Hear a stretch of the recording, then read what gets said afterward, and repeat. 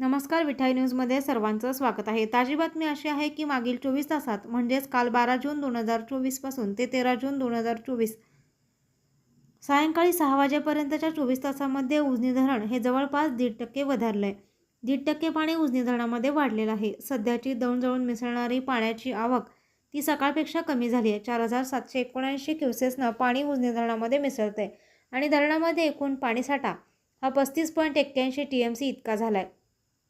अद्यापही मृत साठ्यातून बाहेर येण्याकरता उजनीला 27.85 TMC पाण्याची गरज आहे आणि आज उजनीच्या परिसरामध्ये पावसाची सायंकाळपर्यंत कुठेही नोंद नव्हती.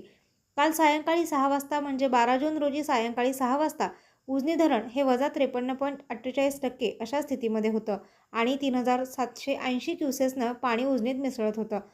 तर सकाळी उजनी धरणामध्ये येणारा विसर्ग हा 6678, तर आज सायंकाळी धरण -51.99% अशा स्थितीमध्ये आहे. त्यामुळे 1.5% पाणी उजनी धरणामध्ये वाढलेलं आहे.